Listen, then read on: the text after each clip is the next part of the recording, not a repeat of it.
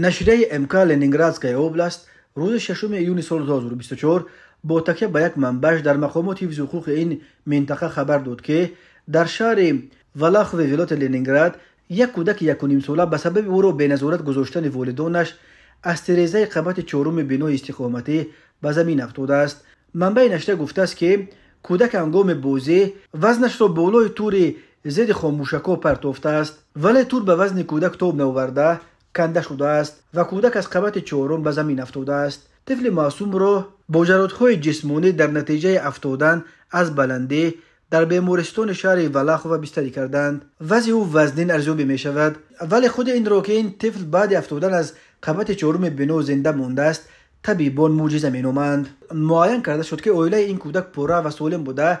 پدرش شهروند تاجیکستان همچون کارگر عادی در شهر ولاخ و رسما ثبت نام شده است.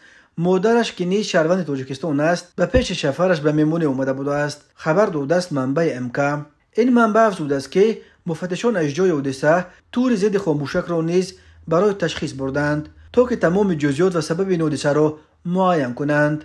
تفصیلات دیگر این حادثه ناخوش آورده نشده است. هر سال بیش از 1 میلیون نفر از اهالی قابل کار تاجیکستان به جستجوی کار به خارج و اساساً به روسیه می روند. آنها هر سال به وطن چندین میلیارد دلار پول میفرستند. این مبلغ‌هایی که از خارج و اساساً از روسیه با شرافت مهاجران به تاجیکستان فرستاده میشوند یک منبع اساسی تامین زندگی اکثر خانواده‌ها و هم یک عامل اساسی حرکت عربه تجارت و اقتصاد این کشور دانسته می شود. هزاران نفر از مهاجران تاجیک همراه خود زن و فرزندانشان را نیز به مهاجرت میبرند.